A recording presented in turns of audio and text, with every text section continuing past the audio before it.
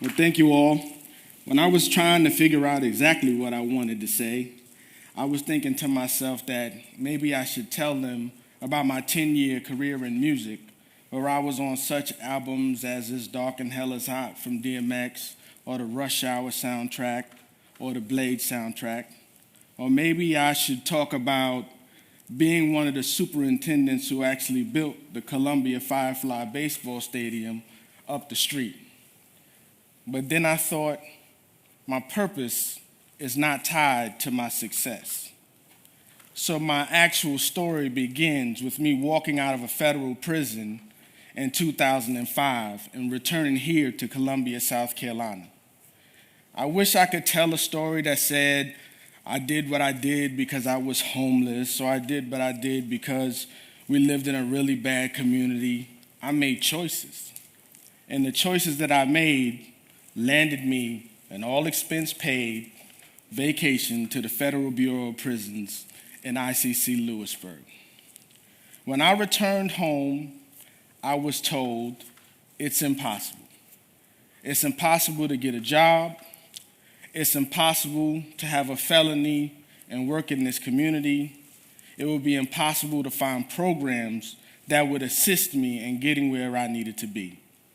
So why am I here today?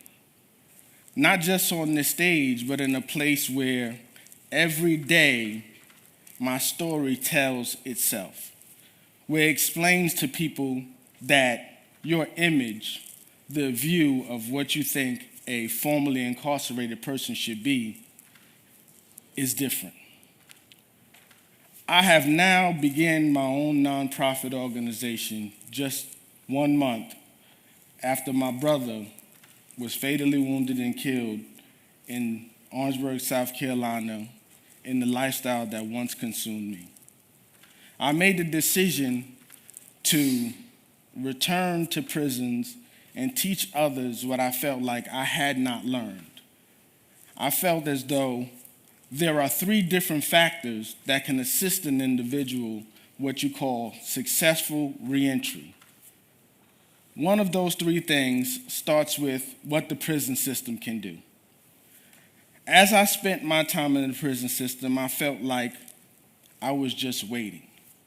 I was just waiting for my story to go along. I was just waiting for me to get home, but I didn't really take advantage of everything that I could have. So now as I return to prisons, you would think that these gentlemen would be, and females would be, rough, tough characters that you might see in movies. And you would think that we would be in there teaching them simply how to get a job and what to do when they get home as far as employment. But I can remember in my last days while I was incarcerated, the only thing I could think of is, will my family accept me back? Where's the right place to return to? What will I do when I get home? And what will life be like now that I have a felony?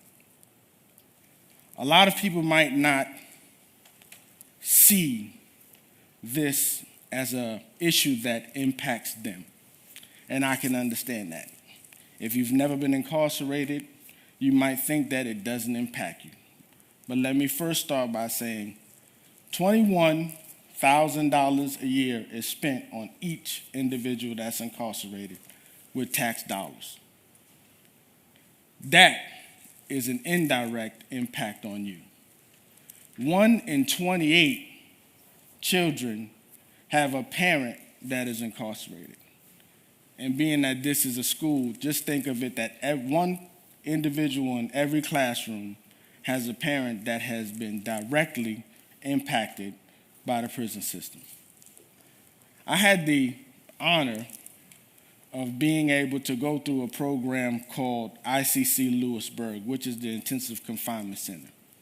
And in that program, they addressed the mental health issues that are associated with the decisions that are made when you end up incarcerated, to help you think about the thinking and the choices that you made, but also to address the trauma of having your freedom stripped away.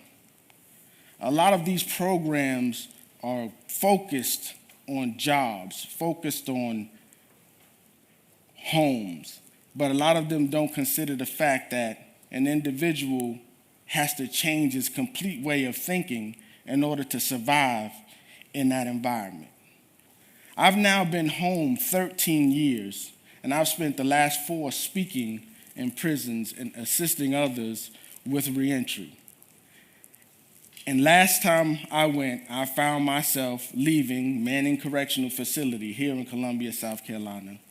And I usually walk up to the gate, and there's a button that you press, and the guard lets you out.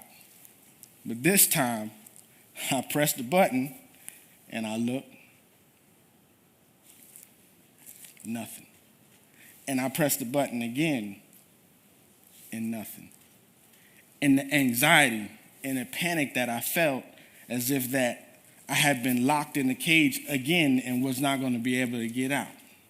Imagine that for someone who has been incarcerated for 5, 10, 15 years. So I'm asking for all of you to look at this in a different way.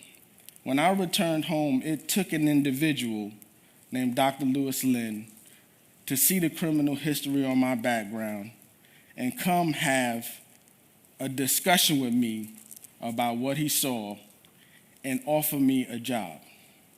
That job became the springboard for what became who I am today.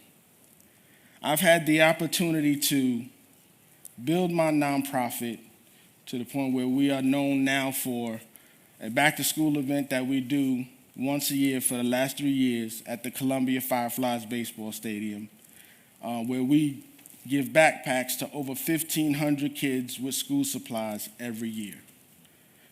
We also do a partnership with Adventure, where we provide Christmas for disadvantaged kids in the community, where we give away over 600 Christmas gifts and provide an educational experience for all the children at Christmas every year. I'm not asking you to make a Dr. Lynn-size decision today. I'm simply asking you to think about what would be different if I changed my view on formerly incarcerated people. Just to open your mind to the idea that people actually deserve a second chance. What I'm asking is, in this room, there are employers who have the opportunity to sit with an individual and give him an opportunity to have a job and move forward with his life. There are program managers that have the opportunity to share your program, because people don't fail because of lack of desire, but they fail for lack of knowledge. For me, myself, if I would have known another option, I would have chose. And a lot of time people came to me and said, you should do something different. You're going down this path. This is what's going to happen to you. But nobody ever said to me, here's another way. Let me show you a different way. For the families, as much as you may want to, you can't change an individual. All you can do is provide an environment to allow them to change. And to the children of anybody who may be incarcerated or formerly incarcerated, you will be the most important part of the changes in their life. For me, the major thing was the word impossible. And the only thing that I could think of when I saw it was, the only difference between impossible and possible is I am. And that just doesn't just mean I am the difference between what's possible and possible, but everybody here is the difference between what's possible and not possible. We've had a lot of speakers on this stage today, and not all of them have spoken about incarceration, and I know that my path might be a little bit different. But I'm only asking that you look at me and what I've been able to accomplish and keep in your mind and in your heart what's possible for another individual. Thank you.